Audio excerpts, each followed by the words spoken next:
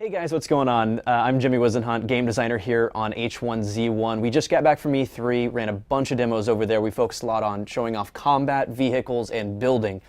So today we're going to run through that with you guys so you can get the opportunity to see what we were doing over there, as well as we're going to be able to show the bow. We couldn't even do that at E3, so we're pretty stoked to show it off. So let's jump on in. All right, so we're here in game. This is H1Z1. For those of you guys not familiar, H1Z1 is a post-apocalyptic MMO survival game. It's kind of a mouthful, but it's what we're working on here at SOE. And as you can see, the world's pretty big, right? There's a lot of things that can happen here. The goal really is sandbox gameplay. And we want everything to be super intuitive. Imagine you're dropped into the woods with less than what you have in your pockets right now. You've got an axe, you've got a flashlight. I'm cheating a little bit for the purpose of showing you guys all this. I have a backpack and some things in here that would typically take me a couple weeks to get all the materials for and craft, so we can show that off. But yeah, so all you're going to start off with, you have a shirt, you've got your jeans here, and yeah, that's about all you got. So we want it to be very, very intuitive in the way that I have an axe, I can go in my inventory here, I can see in the crafting window to make a campfire I need wood, so I need to chop down a tree. And you know, over the years I've been trained playing video games that if there's an axe stuck in a stump, or there's a tree and I have an axe that I just can't chop it down. Thankfully, get an opportunity to work on a game where we can actually have some fun and be able to chop these trees down and get all the materials you need in a pretty easy way. Now, I want to point out that as I chop this thing down, you'll see it here in a bit, but they're going to fall. And it's going to make a lot of noise, and as you're looking off in the distance, just imagine that one of these trees comes falling down right now. It alerts me to a couple of things. There's a player out there, and he's in the middle of trying to get materials together. So I can go out there and I can jack his stuff if I wanted to. I could hope that maybe he has something I need, or I could just avoid him altogether. Even just go out and try to make a friend. You got to be careful of those type of situations. People get a little crazy in these games, and it's definitely part of the fun.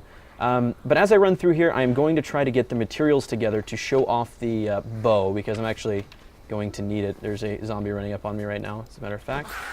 Let's actually deal with this real quick. Since the last time that we showed a lot of this, they're actually quite a bit harder to kill. Made it look a little easy there. But so our discovery system is what starts your crafting pathway. So discovery, essentially, I'm going to throw a log in here that I got from that tree, and I'm going to click discover, and it's going to tell me that I can make wood planks. And this is going to look a little linear at first, but now I made a wood plank. I'm going to take the wood plank, throw that in, and it's going to show me that I can make wood sticks. Now it's going to open up a little bit once I make one of these. So if when I pulled this in, you notice a lot of the stuff grayed out. Now when I drag it in, I can combine that wood plank with a wood stick, which means now I have a new recipe. So I'm going to click discover, and it's going to tell me that I can make an animal trap. Animal traps is something you throw on the ground and animals get trapped in it. You'll be able to pull them out, cook them, and have food that way. And maybe some fur and stuff as we move forward. But really what I'm focusing on right now is I want the bow, and I don't know how to make that yet, so I'm going to actually pull my shirt off here, which usually isn't going to be an initial option. You can, but you're going to lose a lot of space. I have a backpack, so we're going to hurry on along. I got some scraps of cloth out of that by salvaging. And so now I'm going to take the stick, I'm going to take the cloth, and then those two together are going to be a wooden bow. So I'm going to craft that out. And it should auto-equip. Yeah, there it is. Cool. So I am going to take these in to my crafting. Here we go. And make a bunch of wood sticks, a bunch of wood planks, and then a bunch of wood sticks. I need to discover the fact that I can make arrows from sticks. Takes a little while. And now I have a bunch of arrows. So I have 15 arrows now. Cool. So we can move along now. I wanted to make sure that I got that out of the way quick, because throughout this demo, we do place some things in the world, but every time we've run this demo at E3, we had no idea what to expect. We've seen very, very different situations, and a lot of it's due to the fact that we have some emergent AI in our game. So as you run around, you may see a zombie. Other times you might see 20. Or you might see nothing at all, and then you see a deer running out, and those 20 zombies were there last time are now chasing it directly at you. So it's a very, very dynamic experience, even while we're running demos at E3, which is actually, it comes out to a lot of fun. It's not the same old thing every time. I'm going to throw this vehicle down real quick, and I'm going to jump on in. When you find these vehicles in the world, they're typically going to be in different states of disrepair. So some of them are going to be missing a wheel, a battery, just different things that allow them to run. You're going to have to craft those items and put them inside the inventory of the vehicle to repair them and get them working again. They also do use gas. You can see at the bottom right-hand corner of your screen, there's 95% right now. They're really gas heavy right now.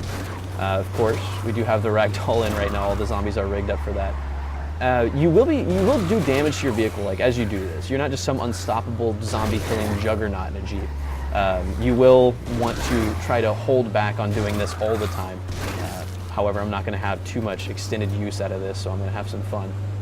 And as you move along through a world, you're going to find some survival camps or survivor camps where you can kind of tell they didn't make it through here. And in these areas, you can find various things. You can find things like pre-built campfires, and you can use those if you don't already have one. Kind of nice and easy. And I'm going to try to run through here and see if we can find anything. You'll find containers like this in the world, as well as things actually spawning on top of vehicles or on the ground on shelves. And things will be kind of where you expect them. So you're going to find food in shelves. You're not going to find it kind of laying around unless you're at a campsite and maybe around the campfire. Oh my god, I'm getting destroyed behind me. Making this look a little easy right now, zombies, and I think we want to continue down this path. It's pretty exciting, is that they're pretty rough to kill unless you shoot them directly in the head. And the bow does have drop. It is a skill-based weapon. At point blank, it does take a while to draw out the bow and actually get the arrow knocked and everything, as you can see here. It's not always the best decision to just hit them up close, so you can actually still push with the bow. You can push zombies back. You can also punch, but you need to right-click to actually pull that back. So I'm going to jump back in my vehicle here. Actually, looks like I've taken some damage. I'm going to go around this direction. Just a little bit ago, I showed in my inventory I have a couple things that you normally wouldn't start with. Those are foundations, and these particular foundations are stilt foundations. They're built to be used against hills and a little bit easier to place, and we'll show that right up here. We, at E3, were using our dew collectors as objects that snap onto foundations, and we actually found that we would rather have those to be something you can place into the world, and I'll show that right here. Let me jump on out real quick. I'm going to reach in my inventory. I'm going to grab one of these wood foundations, the stilt foundation. Now, this is a high-end foundation. This is going to take you a while to build, as you could imagine. You see all these planks on it. You're going to have to gather all those and put those together. So I'm going to put this down right here, go up our stairs, and I'm going to grab one of our pre-canned buildings. These will take a few more resources, but they're nice if you just want to plop down some storage on your property, or you can door this off and just start to flesh it out using these buildings as well as walls and the like. And the dew collector that we showed before is now placeable within the world. So you can actually find an area, or you can take over one of those campsites if you'd like, and just place that down there.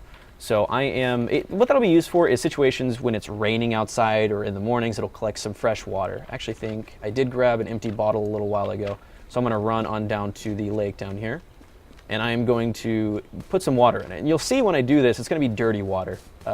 You can imagine right now going and drinking out of your local pond or lake. It's not a good idea without actually filtering that out, boiling the water, killing all the bad stuff in it, and after the apocalypse, I'm sure it's going to be a lot worse. So I'm going to use this bottle, and it gives me dirty water out of this because I'm standing here in the water.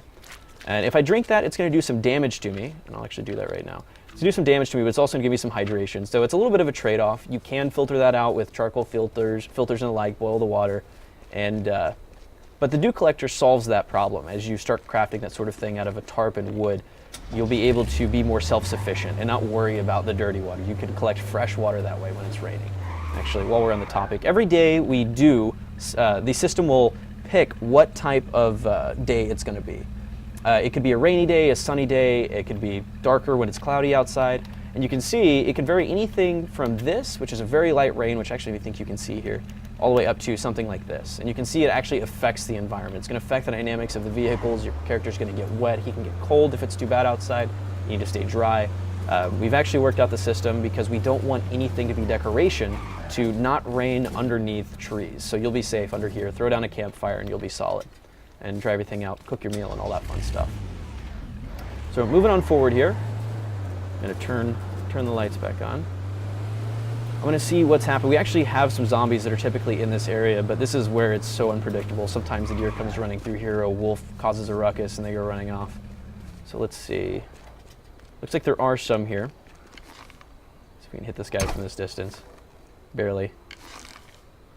And the rain also, it's also not just something that can affect your character and just be pretty on the ground. It actually affects the how it looks during the day as far as like the lighting and everything as well. So it is a little bit harder to hit these shots.